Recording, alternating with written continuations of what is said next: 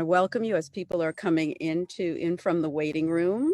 I want to welcome you to our program, The Fight for Marriage Equality, today, celebrating Pride, in which nationally recognized activists Michael Sabatino and Robert Voorheis, good longtime friends of the museum, and there they are going to be leading a discussion and a Q&A on LGBTQ plus history, along with readings from their co-authored book, The People's Victory: Stories from the Front Lines in the Fight for Marriage Equality.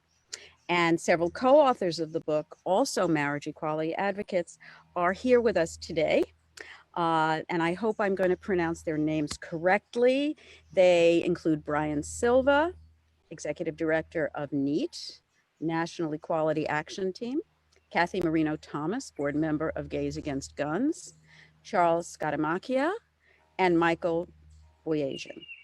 You got it. Hey, I got it. Oh, yes. Yeah. Okay. And I see some familiar faces in the audience. It's so good to see you again and know that you're doing well and hanging in there through these really trying times. I also want to give a shout out to Steve Cruz of Yonkers Pride for helping us to get the word out about this really important program. Just a couple of points before I introduce your host. When you entered the meeting, you were muted. However, just be aware that your camera is on. If you would like to have you and your surroundings exposed, please continue to do so. But just be aware that you're on camera so we don't have any untoward moments. If you like, you can turn it off, turn it on at will. As I said, there will be a Q&A, and all the questions will be facilitated through the chat box, which is to your right. And if you're not familiar with Zoom, there is a little chat icon on the very bottom of your screen, which you can click, and the chat box will come up on the right, and our facilitators will be checking it throughout the program. So again, welcome. And you will now be introduced to Olivia Cipriano, who is our public programs manager, and she will introduce Michael and Robert, who will in turn introduce the rest of our wonderful speakers. So thank you all for being here and enjoy.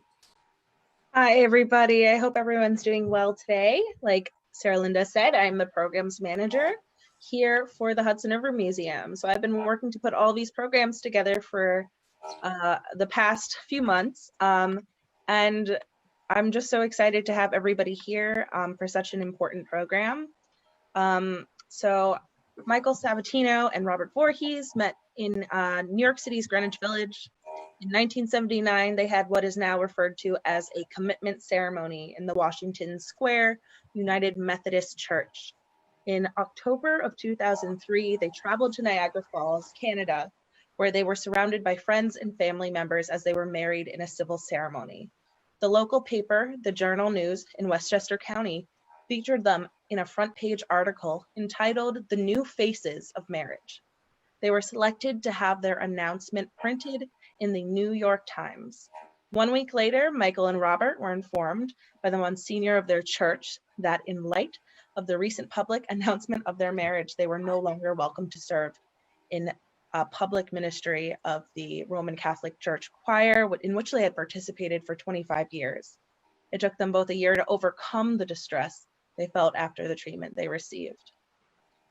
After a year of healing, they were once again singing in the Zion Episcopal Church choir in Dobbs Ferry, New York, where they were embraced as a couple by the entire congregation. And in 2006, Michael and Robert became plaintiffs in one of the marriage recognition cases, Godfrey versus Spano, that worked its way through the New York City court system to the New York Court of Appeals, New York's highest court. And in November of 2009, with the aid of Lambda Legal, they were victorious in getting a ruling that marriages performed outside of New York were to be recognized as legal marriages. Michael and Robert now speak on the history of marriage, of the marriage equality movement. They are co-authors on a book, The People's Victories: Stories from the Front Line in the Fight for Marriage Equality. They are currently featured in an exhibit at the Smithsonian American History Museum on LGBTQ history, and they are currently board members of the Hudson Valley Stonewall Democrats. Robert is a former co-executive director of Marriage Equality New York. He is also Yonkers Mayor Spano's liaison to LGBTQ Advisory Board. He is a founding member of Yonkers Pride, which we, if you're from the community, you know so well.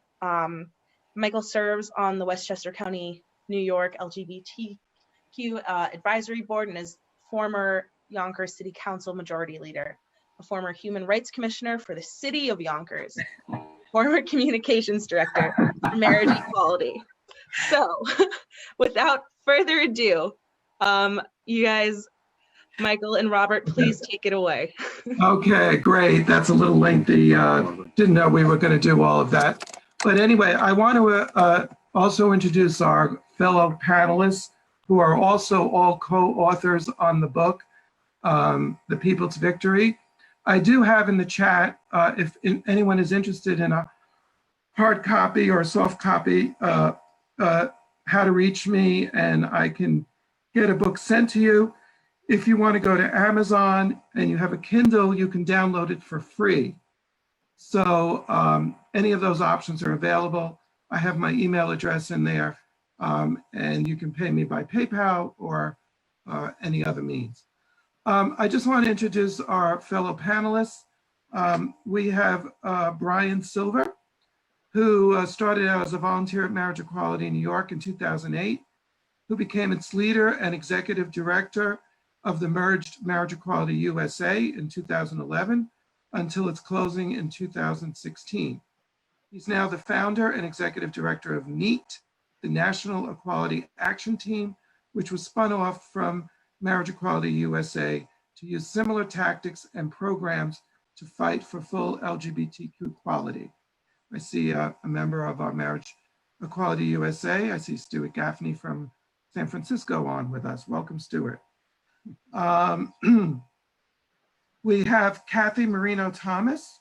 Cathy lives with her wife of 25 years, Sheila, and daughter Jacqueline in Queens. Cathy spent many years as a buddy in Gay Men's Health Crisis Buddy Program, visiting people afflicted with HIV/AIDS.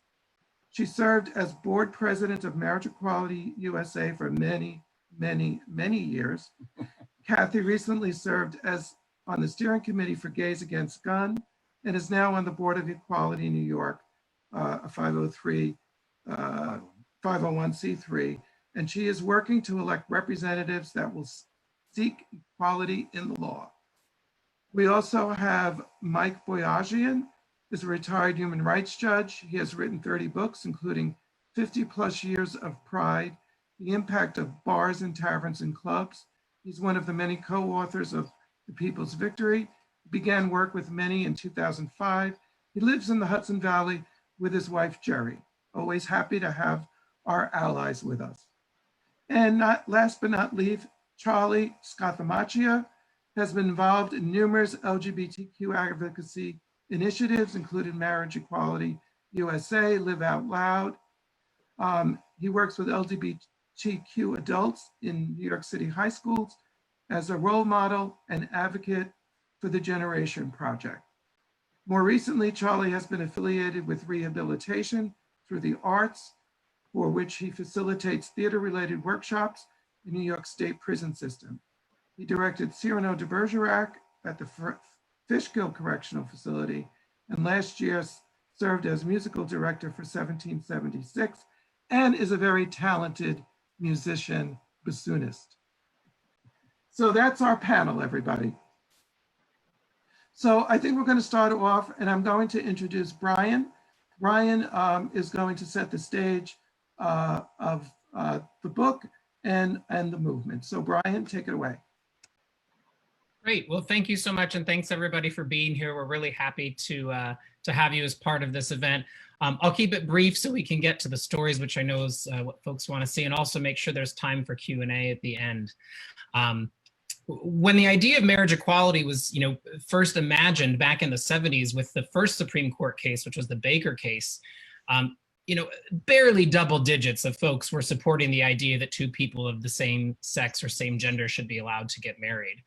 And the reason that changed is because of the everyday work of individual grassroots people fighting for change and making a difference. And so today, I hope that as you listen to the stories and hear about how the book came about to be, that inspires you, especially in today's climate where there is so much change that is needed. And I think we're seeing in real time, again, the power of individual people coming together for racial justice, for women's reproductive rights, for the rights of the undocumented, for the rights of all marginalized peoples, in this country, trans women of color, indigenous women, all different groups.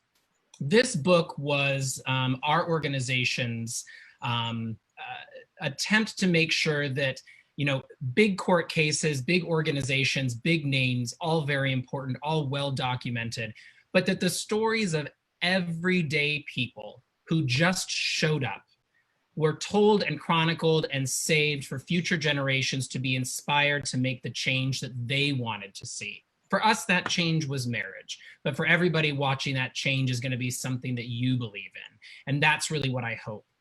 Just this past week, we've shown the power of hard work by organizations and people. The Supreme Court just ruled that the Civil Rights Act protects LGBTQ people from discrimination in employment. And that is amazing. There's a lot of loopholes in there still.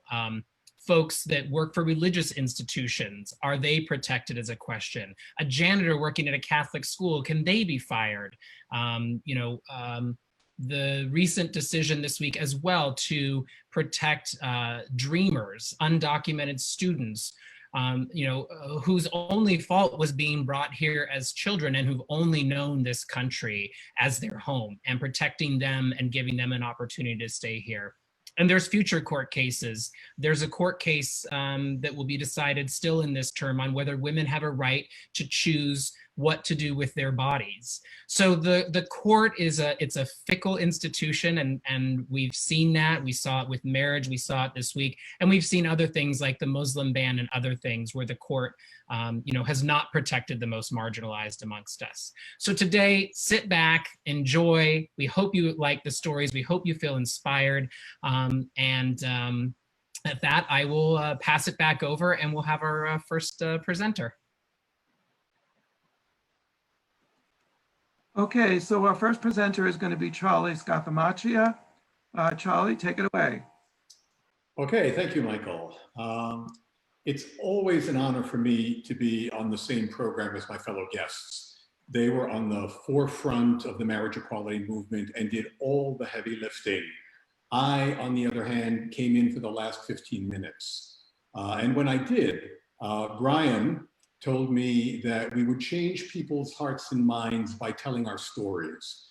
So he asked me for my story, and what he focused on was my dad, my Italian immigrant blue-collar dad who didn't know what to do with a gay son.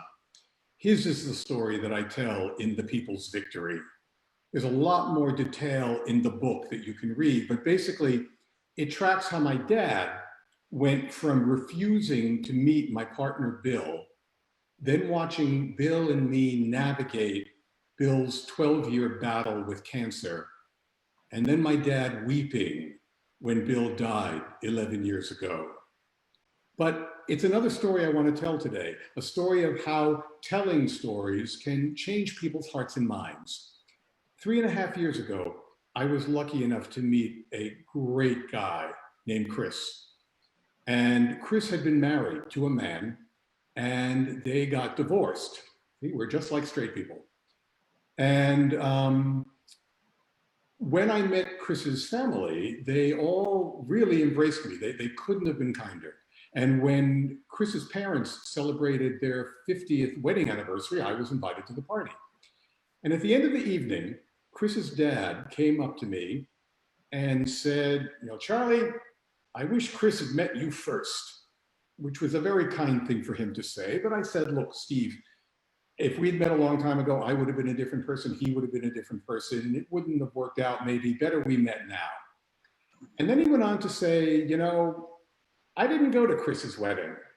I mean, you guys deserve all the rights that everybody else has, but marriage, I'm an old guy. It's hard to change. I just feel that it demeans what I have with my wife. Normally, I would have reacted poorly, but Brian trained me well. And he said, you've got to get people on your side for them to listen to you. So I led with, well, Steve, first of all, man, 50 years, you and your wife, Wendy, you deserve all the credit there is. Now, who can say 50 years? Good for you. But I have to tell you, it's a little hard for me to hear you say that, because I think about Elliot Spitzer and the prostitutes, and Arnold Schwarzenegger and the maid, and John Edwards and his illegitimate child, and Newt Gingrich and his 3 wives. And you tell me that my 20 years with my partner, sticking with each other for 12 years of his battle with cancer, that's not as good as those guys? And he looked at me and he said, oh, well, no, my condolences to you guys, man, and what you did, and he had nothing to say. So we parted ways very amicably. At the end of the evening, Chris and I just wanted to go home. Everybody else went down to the restaurant bar. And when Chris and I got out to the car, he said, oh man, I didn't say goodbye to my dad. So he went back inside to say goodbye to his dad, and I got in the car and I'm checking my emails on my phone. And Chris gets back in the car and he says, what the heck did you say to my father? And I said, what do you mean? He says to me, Chris, I didn't go to your first wedding, but I'll go to your second. And it's just a testament to telling stories to people to get them to change their hearts and minds. And I'm so incredibly grateful to everyone at Marriage Equality for teaching me what they taught me and letting me be part of the great work. Thank you. Thank you, Charlie, for sharing that. Our next speaker will be Mike Boyajian. Michael? Okay. Basically, my friend Dave Warren called me up one day and said he wanted me to get involved with the marriage equality movement, which I wasn't too familiar with. And so he gave me Cathy's number. I called her up and we hit it off. The one thing of importance in the conversation was we were talking about the court case at the time in the New York Court of Appeals. And I said, are you sure you don't want to wait for the next administration to come in, which would be a Democratic administration, and they'd appoint more liberal judges and you'd have a better shot at winning your case? And she goes, Mike, when you're in love with somebody, you don't want to wait to get married. And at that moment, the light bulb went off in my head and I knew we had a cause here that I would be very interested in helping out. The next thing she had me do was meet with Michael and Robert at an Episcopal church in Middletown, New York. And you heard their wow story, which they told at the church from Olivia. And from there, I guess, just to keep it brief, the main thing I did was I had access to a lot of Republicans. And in the votes that have been going on, we kind of maxed out on the number of Democrats we could count on the votes from. And so I introduced Cathy to a very high-level Republican in New York State, John Faso. And they got some ideas off of each other. And he said the typical thing that Republicans say is, why not go with civic unions? You could have that tomorrow. And again, that's a second-class status, really. And it didn't go over well, but they got some good ideas. And one thing led to another. And in the end, thanks not just to me, but to many other people, 3 Republicans crossed the aisle in the Senate, and marriage equality got passed in New York State. And the funny thing is, I just heard that the lobbying firm that was in use was the one run by a man named Bill Powers, who had been the Republican state chairman for 20 years. And so you had the right person lobbying for you because he was the ultimate strong armor of his fellow Republicans. So anyhow, that's my story. And thanks for having me, and I appreciate it. Thank you, Mike. Cathy? Hello, everybody. Thank you so much for having me. I've been an activist a really long time. When Brian started talking about the first cases in the 70s, I realized that Brian was probably in grammar school and I was graduating from high school. So thank you for that. Thank you for pointing my age out to me. When I first got involved in being an activist, it was really around AIDS. And I'll just give you like the brief bio, and then I'd like to talk about marriage, which is, of course, we all came for. So I didn't know anybody who had AIDS, but I was inspired to stand up and get involved because I just couldn't take the daily news reports on how many lives we were losing and how our government was basically ignoring us. So I went to GMHC, Gay Men's Health Crisis, and I got involved and I became an AIDS buddy. Oh, I got so much more than I bargained for with that job. Heartache and inspiration all wrapped up into one job. It was and still is one of the hardest volunteer positions I've ever held in my lifetime. But it taught me one thing. It taught me that communities standing together, helping each other, could really get things done. It also taught me direct action, donation, lobbying, and community are all pieces to every movement that are necessary and important. Moving into marriage equality, my beautiful wife, Sheila, of 25, almost 26 years, we call her the country mouse and we call me the city mouse. She wanted a house and she wanted a fence and she wanted kids and she wanted all of that stuff. And she wanted a wedding. So 1995, we had a wedding. They called it a civil, I forget what they called it now, it was so long ago. Anyway, no legal significance, of course, but we had a wedding. We had our friends and family. We struggled with our parents, explaining why we wanted to be married. My mom was okay. Her parents needed a little more convincing, but they did come to the wedding. My dad, it's another story. We won't tell that on Father's Day weekend, some other day. It's a lot.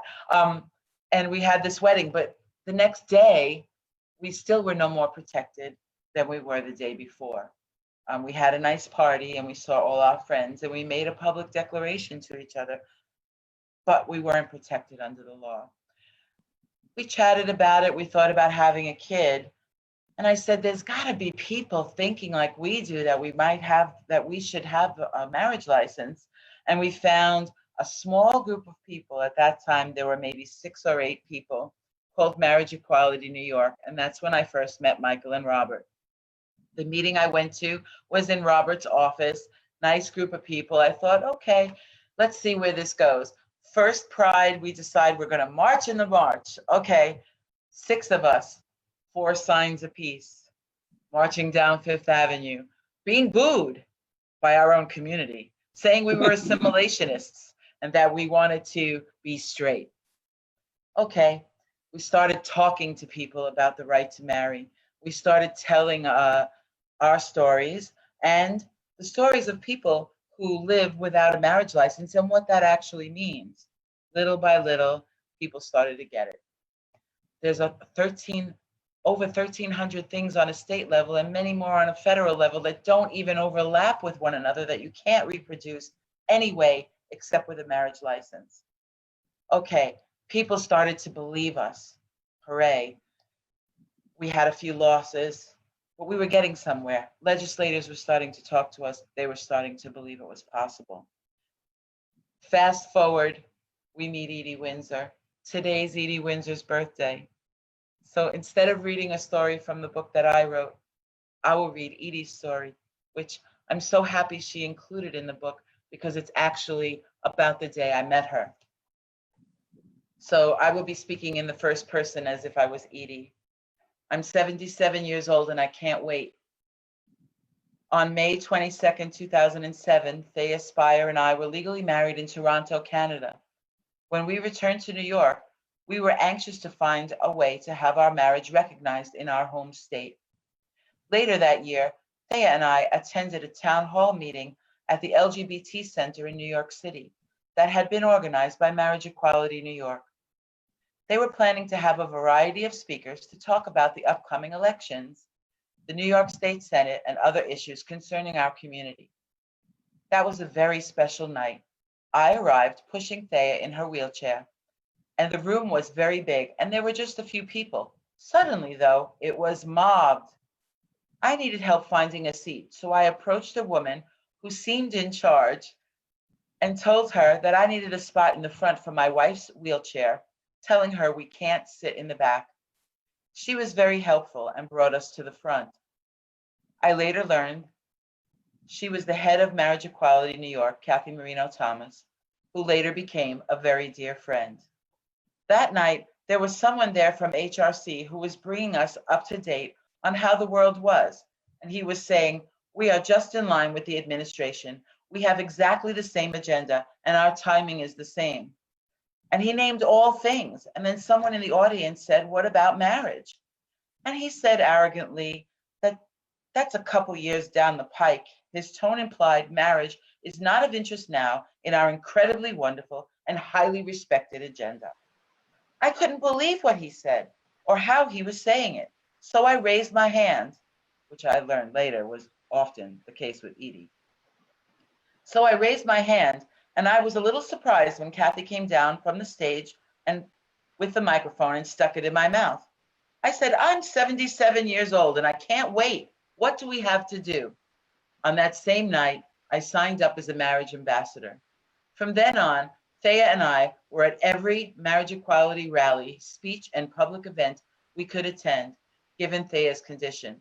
After Thea died and I won my case at the Supreme Court, I continued to support Now Marriage Equality USA, attending and speaking at events and rallies, because even though I won, we still didn't have full marriage equality in the US. Well, Edie, we have it now, and we have it now because of your courage and the courage of all of our marriage equality activists and volunteers. Thank you very much. I would love to speak in the question and answer about what our community is still facing and how I think we could get there. Thanks. Thank you very much. The next person is up is my husband, Robert. I'm going to speak a little bit. I am going to read from the book, but I just wanted to, I'm going to tell a little bit about Gus and Elmer. They He's going to cry, so get ready, everybody. Thank you so much, dear. I do have a tendency to become emotional, but Elmer and Gus became dear friends through the whole marriage process. And we met them just by a fluke. We saw their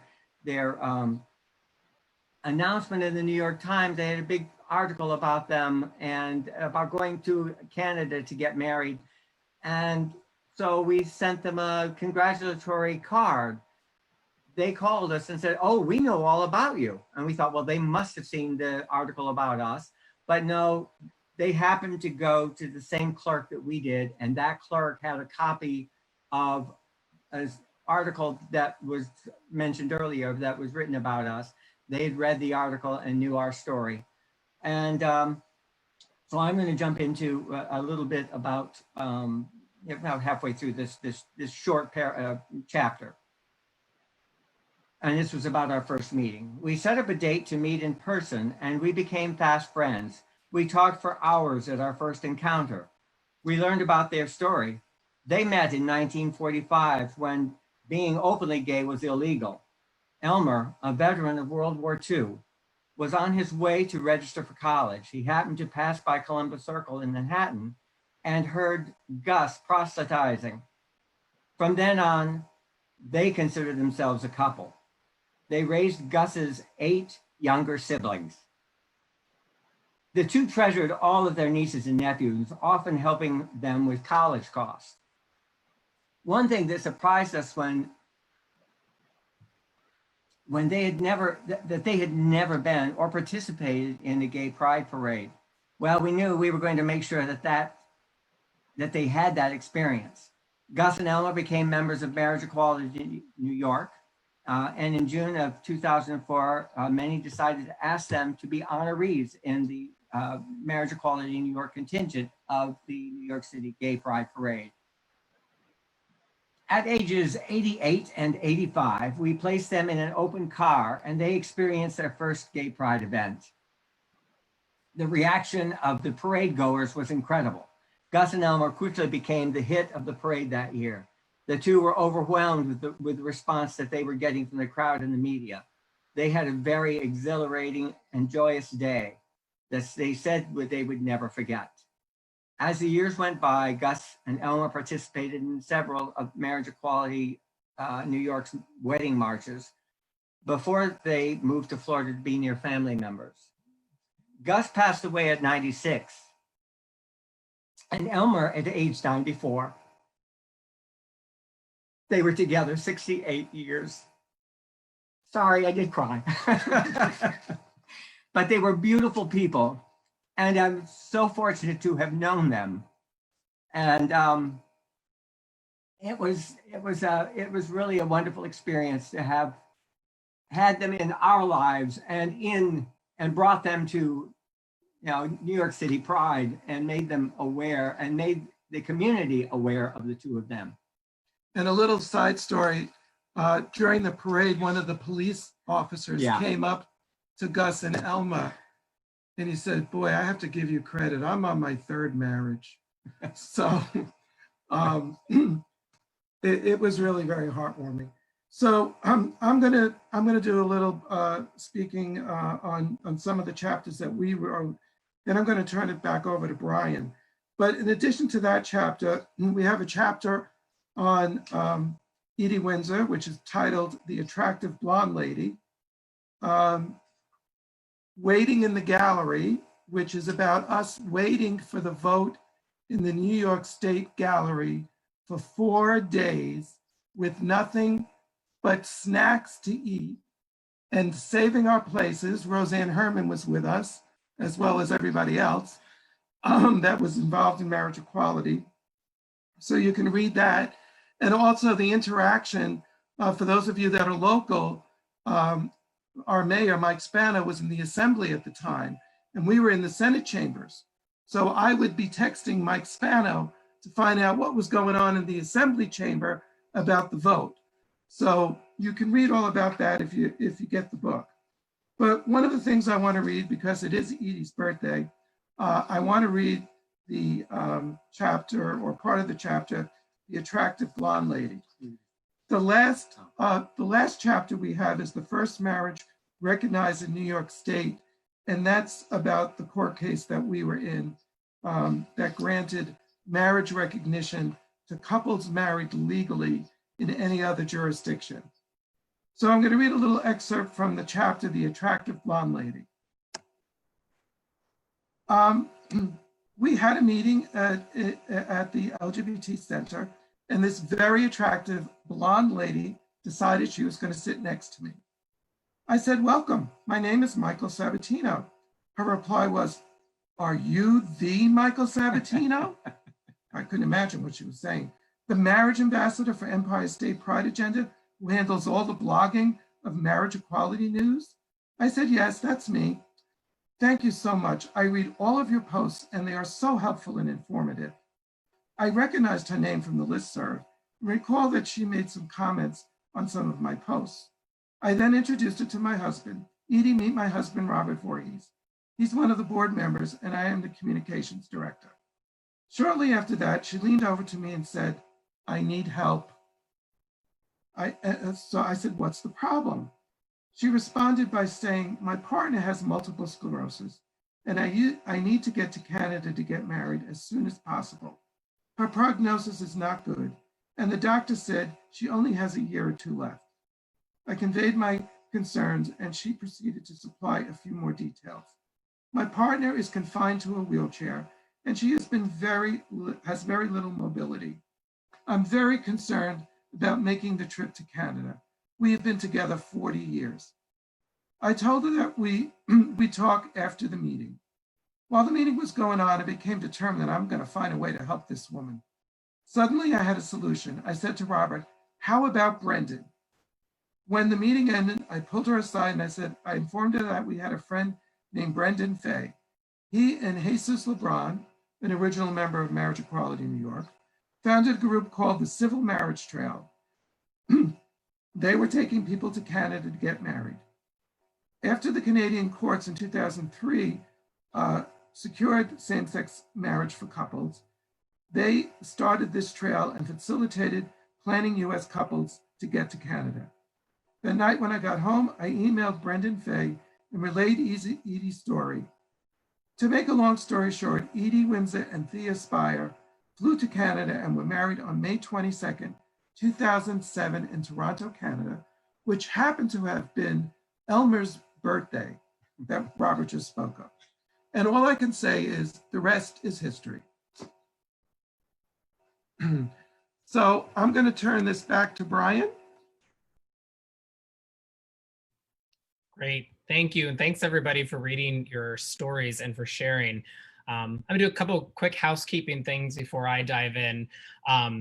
Just wanted to thank the folks who helped to make the book possible, the editors and the designer. The designer was Brian Cox, one of our volunteers from San Francisco, edited by Christine Allen, Judy Berzon, Kirsten Berzon, Zach Lyons, Alex May, Christopher Machad, and Liz Noteware.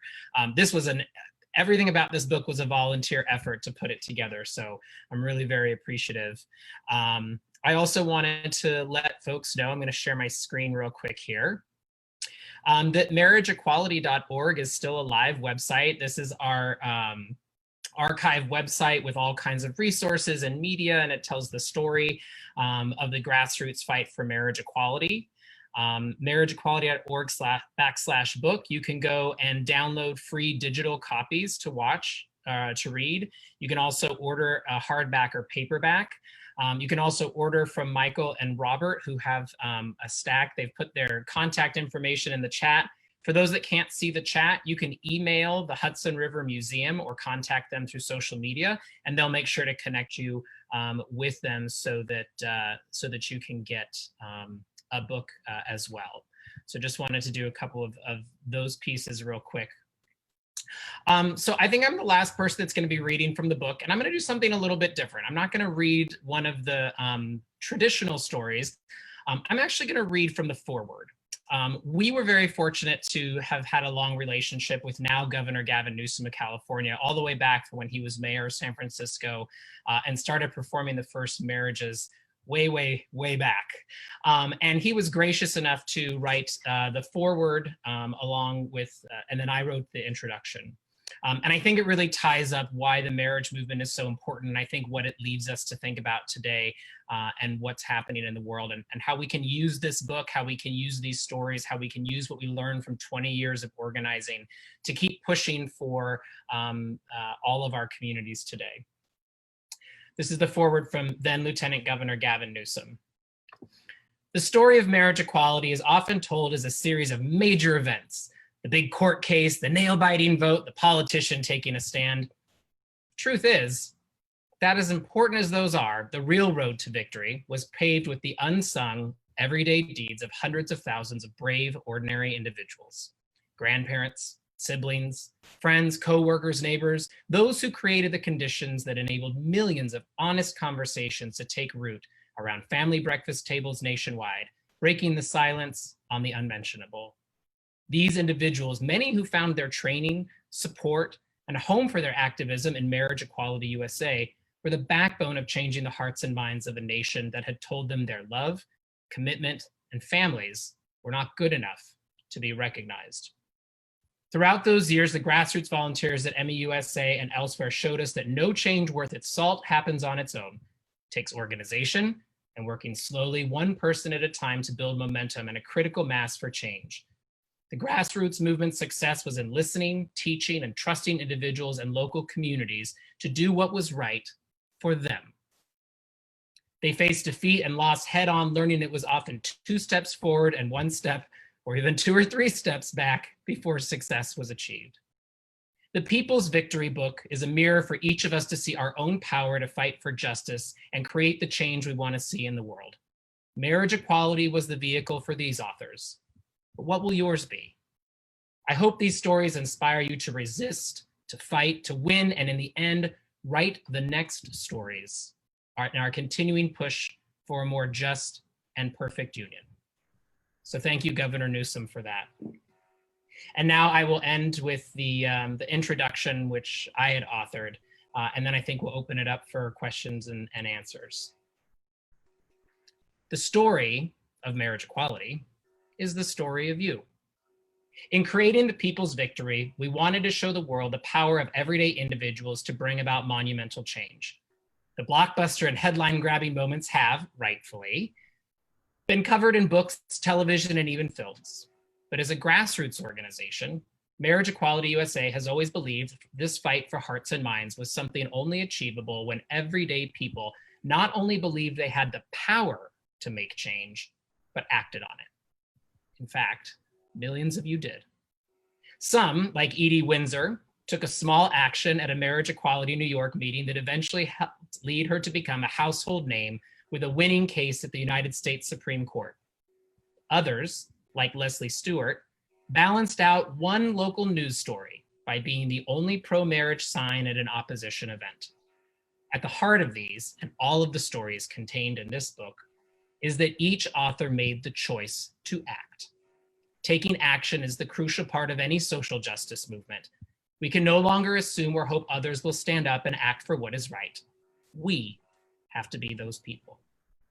While the vehicle for this social justice journey was marriage equality, our vision for this book is for readers to find inspiration, power, and the will to work for whatever social justice issue they are passionate about. From women's rights and the environment to racial and economic justice, the fight to be treated equally in marriage cannot end at the altar or county clerk's office.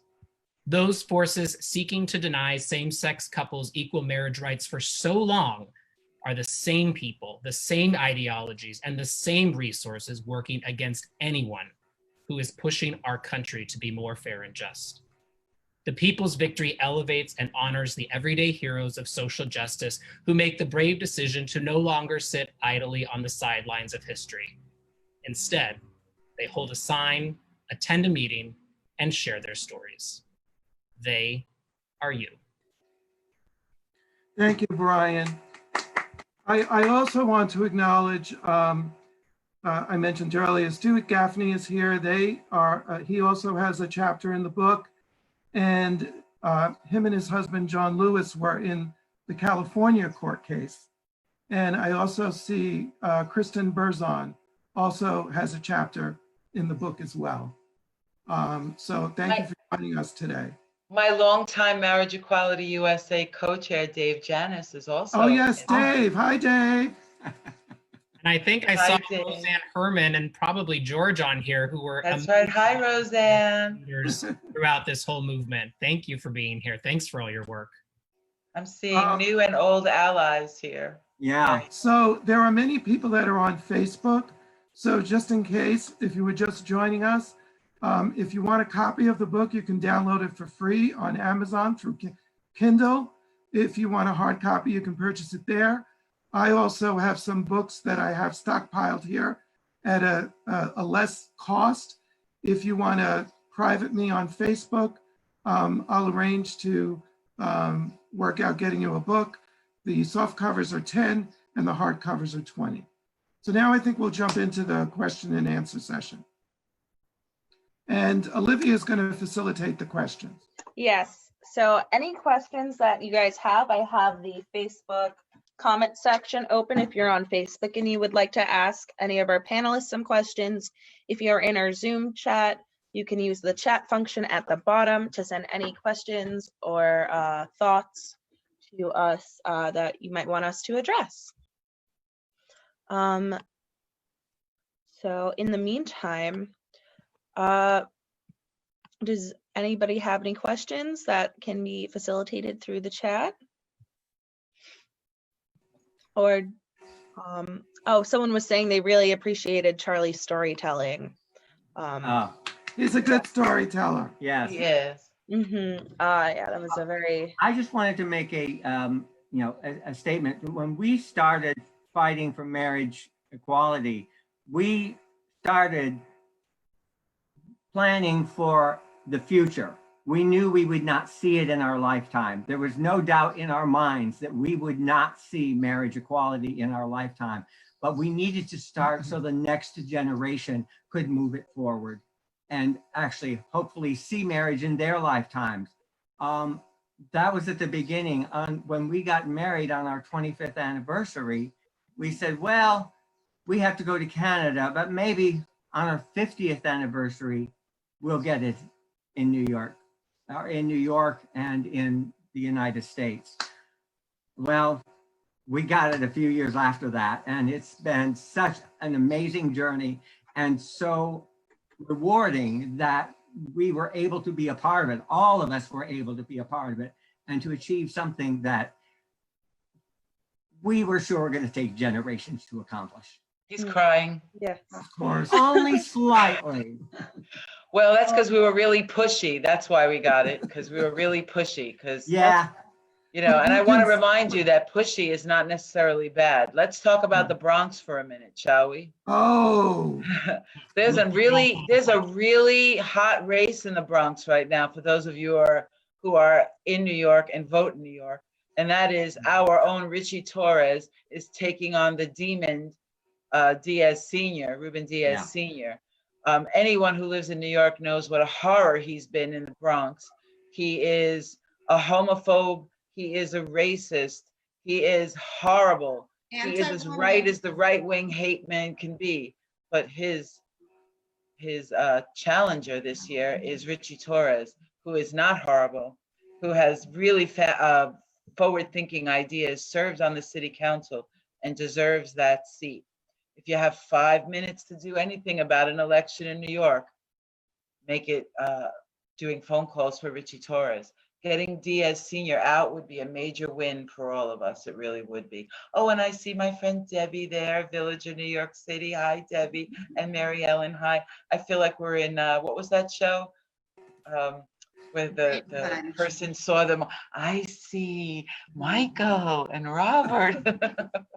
Anyway. Cathy, you didn't tell the story about Ruben Diaz Sr. Oh my gosh. So here we are in the New York State Senate. We're lobbying, we're talking to people about the right to marry. We're trying to gain state level senators in the yes category for our marriage bill at New York State level.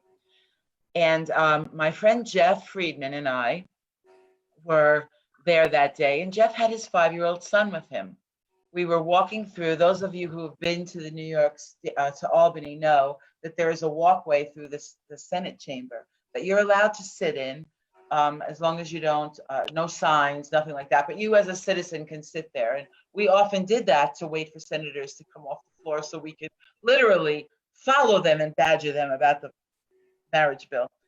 Well, Diaz Sr. came out. He was a state senator at this time. He's held many seats. We could get to that later if you're interested. And he saw Jeff there with his son, and he saw the New York One News camera there. And he said to Jeff, "You're not a family," because he knew he would incite Jeff. So Jeff was literally fuming, holding the kid's hand. Not a good look for the news at all. I came running from the other side of the room and like practically knocked Jeff and the kid over to try to get them out of the news camera. I looked at Diaz, I was like, you can't be a senator and a reverend in this country. You can't be both. Which one are you? And it got on the news, and it was my first foray into New York One's coverage, and they followed us around after that until we got marriage equality in New York State. I don't think he'll ever forget me, and I certainly will do everything I can to get him out of public service. And a follow-up story to that is we were, Reverend Diaz, had this big rally in the Bronx. Oh my God, remember that? 5,000 people. Now, we didn't know there was going to be that many people, so about 20 of us go there as counter-protesters. Well, it was so bad that the police had to put barriers around us. They were walking around us, thumping their Bibles at us. It was so terrifying that the police had to escort us to our cars. So we will never forget that. That was very early, and we thought we had such a strong group with us, 20, 25 of us. Wow, that was like incredible. We got off the subway and there were 5,000 of them. It was terrifying. Yes. And Mary Ellen has a question for us. Can you, Brian, please share storytelling techniques? You want to take it, Brian? Sure. So storytelling is just like anything else. It's a skill, and it gets better the more that you practice. So one of the things we tell folks, if you're going to be, crafting your story, is, think about first, who's your audience. Are you talking to family members? Are you talking to, people who object to yours because of their faith, because of, whatever. So think about who your audience is. Second is, keep it simple. Think about what it is that you want to convey, and make sure that that's kind of where you're focused on. A third thing is that stories are not arguments. So oftentimes when we're telling our story to somebody who thinks differently than we do, there's a reaction from them to try and engage us in argument and point out all of the holes in our stories or whatever. But remember, it's your story. You are the owner of that story, and you don't have to give them the power of trying to take that story away from you. So I think and then the last thing is, I think less is always more. If you think about, if somebody were to if somebody were to speak to you for 30 minutes, how much of that are you actually going to remember? I always say, I think it's great if you can have a 30-second story, like a minute and 30-second story, and a 3 to 5 minute story. So I think about that as like, I'm in the elevator with somebody and I've got 30 seconds to tell them about this and why it's important to me. And then the others, maybe when you have a little bit more time. We did a lot of legislative meetings where we talked to, legislators, and it was the same thing. If we wanted to get these stories across, we wanted to focus on 1 or 2 points from our story to get across and really nail that and really focus on in getting on that. And the last thing I will say is, every story is valuable. Don't ever think that because you don't have, this is nothing against my friends here on the Zoom, you don't have to have the 5,000 rally person story. You don't have to be the woman that took a court case all the way to the US Supreme Court. You can be the person, who has a granddaughter who identifies as queer, and that's why this is important to you. And that is just as valuable and just as important. So every single story matters. Don't think that you don't have a story to tell, or that yours isn't powerful and important because it wasn't part of a giant news event. So those would be kind of my suggestions for telling powerful stories. Thank you, Brian. So we have a question from Dave in the chat, but I kind of want to save that for the end. I think it's a good note to end on. One question from Facebook that we got was, what was the original conversation that got you guys to write the book? Brian is annoying. No, it really did. It came from Brian. He had the idea that we had these incredible group of people with incredible stories to tell, and the road was filled with heart and humanity, and he felt that we couldn't put the issue to bed, even though the United States, no issue ever seems to be actually finished. But he didn't feel we could put the issue to bed without telling the stories, and it was really a great and heartfelt project to put together. And I'll just add to that, and connecting it to what Mary Ellen said. So much of the history of the marriage movement, is talking about big moments. The big court case, the Summer of Love and Prop 8, and all of which, again, very important and, well covered. The Prop 8 trial, there's a great movie, there's a great play about it. But what we didn't want to lose was the fact that those things only happened because hundreds of thousands of people did little things like you're going to read about in this book that created the momentum, the environment, the culture for those pivotal moments to actually happen. And so that was another big part, of this book, was to make sure everyday people know that they are and always will be the backbone of any social change movement, and they can be as big or as small as you are able to offer to it, but they're all valuable, and that all need to happen to get us to those big change moments. And oh my God, there's so many stories that are not in this book. Yeah. Like I'm sitting here looking at Roseanne, remembering the time that we knocked on doors in Maryland and some guy chased her down the street trying to tell him what his penis was for. I mean, gosh, so many stories. Crazy. Yeah, that's. I would just like to say, in addition, it's very nice to be together and remind ourselves of what we did, because frankly, in the last couple of years, I hear a lot of it's more than marriage, because our fight has, gone further, and I don't think that you can equivocate these things. You can't, it's not a matter of what's more valuable than the other. This was extremely important because it was about inequality on a civil basis, and I don't think that there's any difference. What I use from marriage going forward on all these other things is that that you can exact change, that what we did for marriage we can do for everything else. Yes. But you've got to get involved, and it takes time.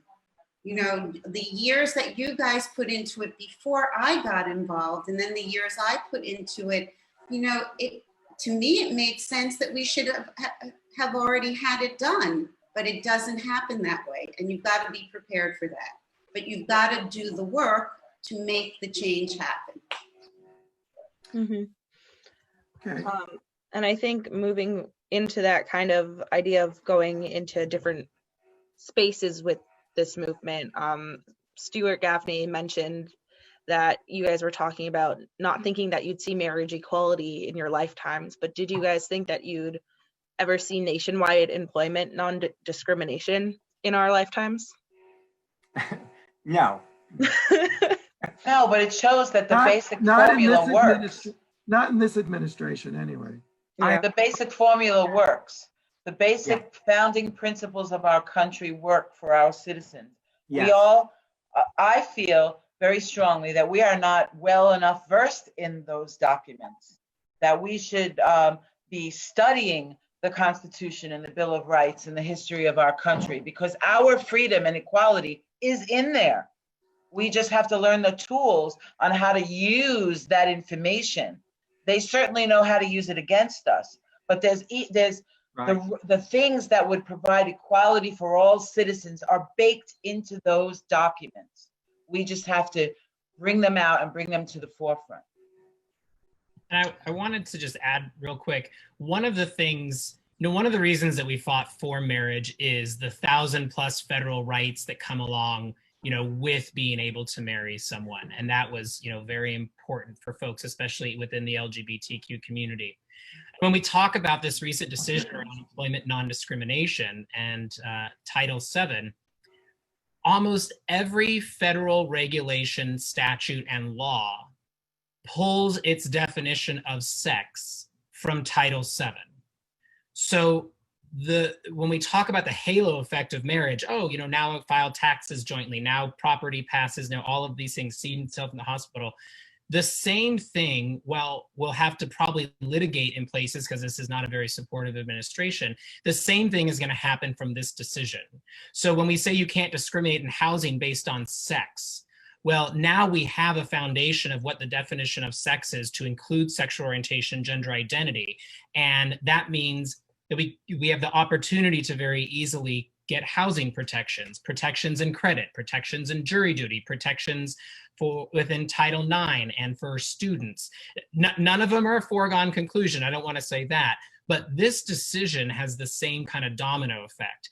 And I've been also saying, and this might be a little controversial, marriage was an extremely important decision, but not everybody's going to get married, and that's perfectly fine. Everybody has to have a job. And so this decision that just happened and its implications for everything throughout the government where sex discrimination is banned, I think this is an even bigger decision than the Windsor and Obergefell cases because everybody works. This is going to touch every single person, even beyond the way that the marriage decision was. Doesn't make one better than the other, but I think the breadth of it is going to be quite profound in ways we don't even know yet. Well, it's the first federal decision. It's the first federal decision that we got that protects trans people and explicitly points out a trans person's right to employment and fair treatment.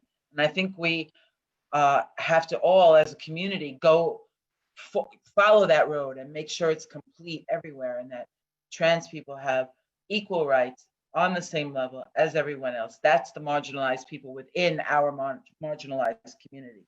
Yeah. But I wanted to say that the thing about marriage, though, is exactly those rights and privileges that come with it and the protections that come with it. And including in that is the protection to get divorced.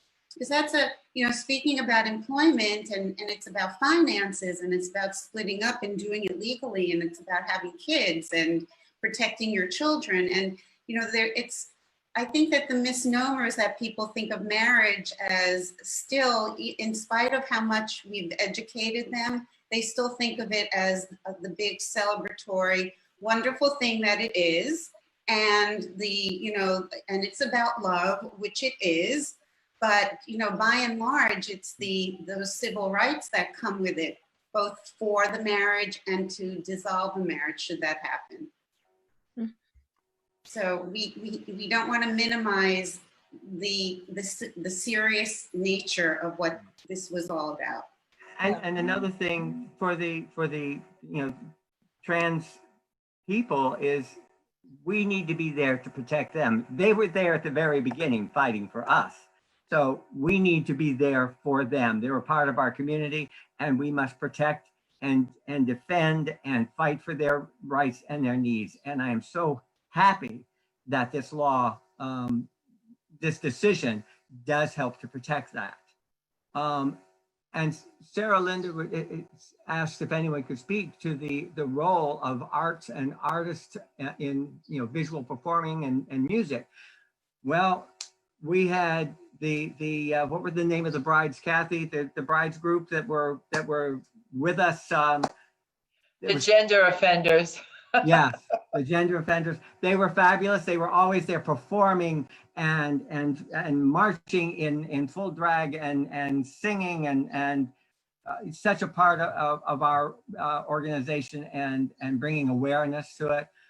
So they were always there and providing us with not only I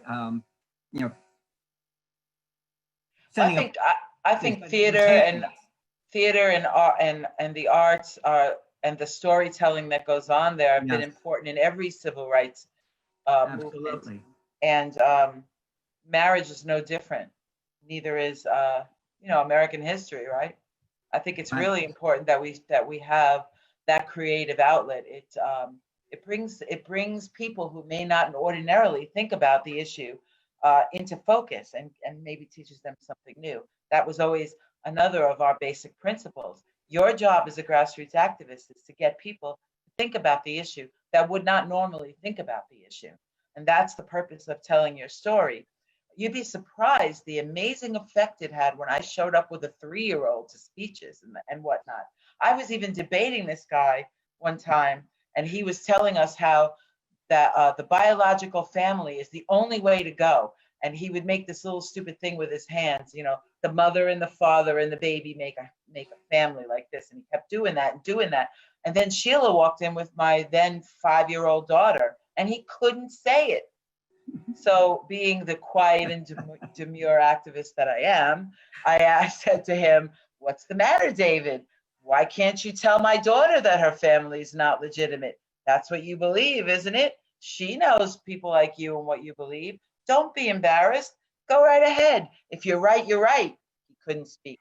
So bringing things into the arts and, bringing folks around in any creative way always opens up that conversation. It's always a good idea. And storytelling is so key in lobbying for an issue. I mean, we dragged my 88-year-old mother up to Albany.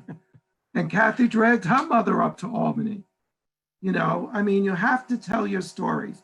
And having been an elected official, that's where the connection comes. You have to tell your stories. Well, in all fairness, Michael, my mother would tell my story to anyone. I have to stop her from telling my story. Anyway. Yeah. All right. Well, I think that our time is starting to come to an end, but I have one last question, which I think is a really great note to end on. I mean, because this conversation really is never over. So, like, Dave asked us, what's next for Marriage Equality USA to address? Where's the movement going now, and what can we do today? Oh, Brian. Why don't you take it? So, you know, so Marriage Equality USA officially closed in 2017. We did a 20-year anniversary celebration. But while our issue was marriage, our vision was always full equality, justice, and liberation for LGBTQ people, and that was just our piece. So we made the decision to close the organization, but what we did is we spun off the programs, the tactics, the knowledge that we learned, and that is what NEAT, the National Equality Action Team, is founded upon. It has taken those resources and programs and now expanded on them for full LGBTQ justice. You can find out more at theneat.org, but it's also grassroots and volunteer-based. So we focus on core LGBTQ issues, things like banning conversion therapy and non-discrimination protection, stuff that folks, you know, traditionally think of as LGBTQ issues. But we also focus on the things that disproportionately affect LGBTQ people. And I think that's some of what Dave is mentioning. All of our court decisions granting legal rights are based on the original court decisions granting individuals the right to privacy. And those court cases are all about and from the reproductive rights movement. The right for a woman to choose what to do with her body with the privacy of her own doctor. That doctrine is what is used and underpins a lot of LGBTQ rights that the court has granted.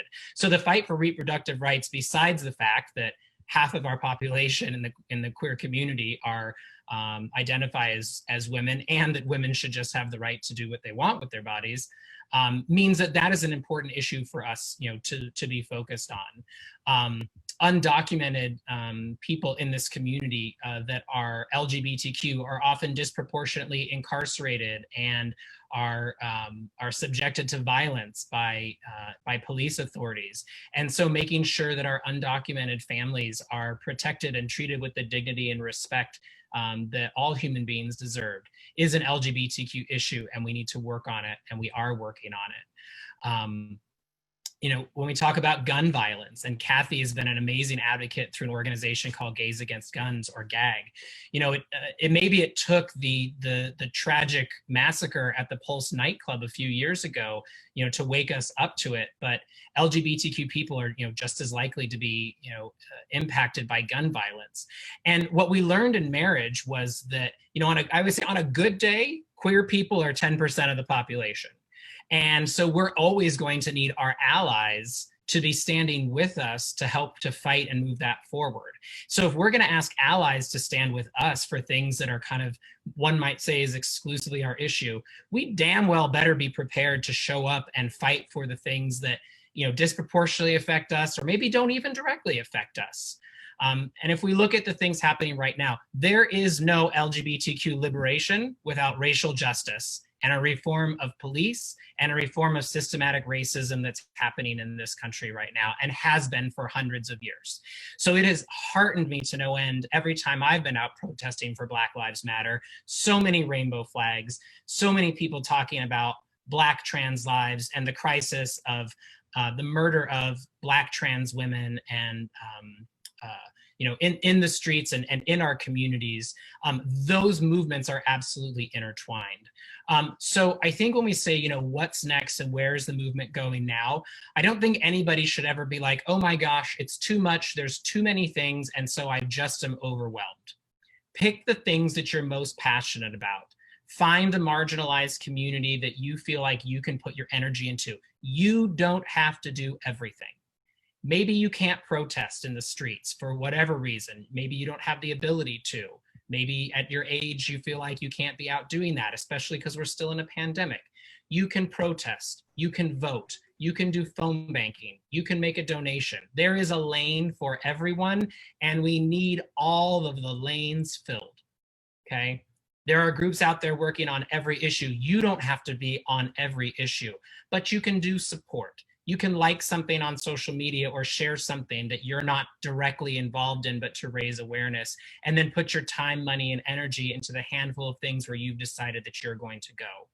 It's kind of like what I said with the stories. It doesn't have to be the best story, the court case, the 5,000 protests. You don't have to be marching for every protest that's out there, but pick the things that you can do, dedicate yourself to them, and know that you're doing enough, and be willing to learn, be willing to grow, be willing to listen, be willing to change when people who look different than you tell you that we're doing something wrong, and humble enough to be willing to change and listen to people, and elevate people of color, elevate marginalized people in our community, trans women, elevate their voices, elevate their stories, help to make sure that their issues are at the forefront. That's where our movement is going. That's what NEAT is working on. That's what I know so many of you are doing work on right now. And I thank you for it. And I'll end with this last piece I always said to our volunteers around marriage equality. You are never going to meet every single person that your time and energy is going to affect. There are millions of people out there whose lives will forever be changed because you picked up a phone, made a donation, or marched in a street, and you will never meet them and never know the change that you created. But know that you did, and know that they are forever grateful, and it would not have happened without you showing up. So thank you. That was beautiful, Brian. Get Robert a tissue there, Michael. That was beautiful. I don't need a tissue. All right. That was. A few I of do want us to mention tried one to thing tell people before. that we had something to do with it. You know, I want to mention one thing that we've got coming up this evening. This is a commercial break.